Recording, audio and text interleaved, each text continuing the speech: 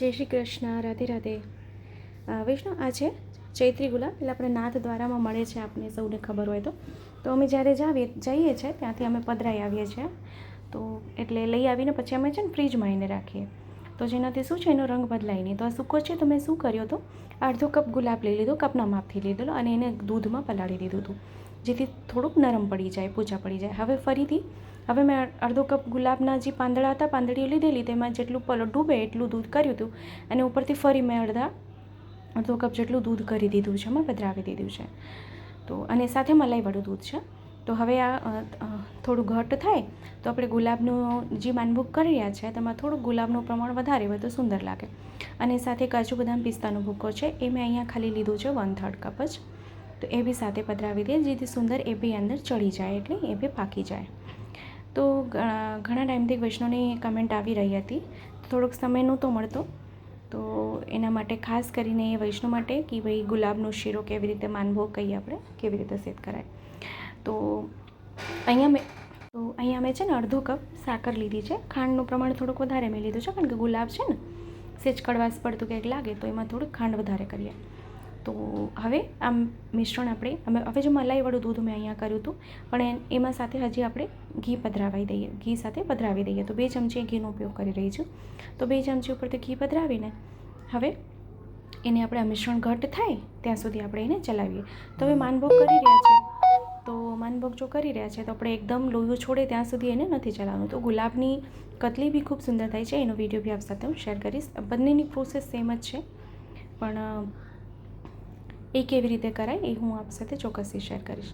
તો જો ચેનલ પર નવા આવ્યા હોય તો ચેનલને સબસ્ક્રાઈબ કરશો, બેલ આઇકોન હિટ કરશો, જેથી જ્યારે બી કોઈ સામગ્રીનો કોઈ શૃંગારનો વિડીયો અપલોડ કરું તો આપ સુધી નોટિફિકેશન આવી જાય. અને જો વિડીયો ગમે તો આપણા ગ્રુપમાં શેર ચોક્કસથી કરશો, જેથી વધુ લોકો સુધી વિડીયો પહોંચે અને એને પણ વિડીયો ઉપયોગી થઈ શકે. તો અહીંયા જો આપણે કેસરનો ઉપયોગ કરવો હોય તો થોડુંક વધારે પ્રમાણમાં કરવાનું, કારણ કે ગુલાબનો રંગ પહેલાંથી જ આમાં ઉતરે છે, તો એટલો બધો કલર દેખાય નહીં, એટલે મેં અહીં કેસરનો ઉપયોગ નથી કર્યો. પણ જો આપને કરવું હોય તો આપ કરી શકો છો. તો આપણે પ્રભુ માટે સામગ્રી કરીએ તો એમાં કલરનો ઉપયોગ નથી કરતા. અદરવાઇઝ આપ જો એમનેમ કરતા હોય કે ભાઈ આપને ઘર માટે કોઈ સ્વીટ કરવી છે, તો અહીંયા આપ ગુલાબી રંગ બી, ખાવાનો જે ગુલાબી રંગ આવે છે એ આપ પધરાવી શકો, લાલ રંગ પધરાવી શકો, તો બી દેખાવ ખૂબ સુંદર આવશે. પણ પ્રભુ માટે જો સામગ્રી કરી રહ્યા હોય તો એમાં રંગ ના પધરાવતા, કારણ કે એમાં નેચરલ રંગ હોય. તો અહીંયા આપ જો તો સામગ્રી આમ તો ઠીક થઈ ગઈ છે, ઘટ થઈ ગઈ છે. સાઈડમાંથી હવે કોર બી છોડવા માંડ્યું છે.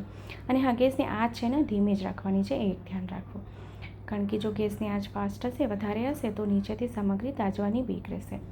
તો હંમેશા આપણે એ સજેસ્ટ કર્યું કે કઢાઈ હંમેશા છે ને જાડા તળિયાવાળી લેવાની, કારણ કે એમાં સામગ્રી સુંદર થાય. આછા તળિયાની કઢાઈ હોય તો તરત જ નીચે ચોંટવા માંડે, એટલે સામગ્રી સુંદર ના થાય. તો અહીંયા સામગ્રી ઘણી હવે સેટ થઈ ગઈ છે. આપ અહીં જોઈ શકો છો તો કે સાઈડની કોર પણ અહીંયા હવે છોડવા માંડ્યું છે.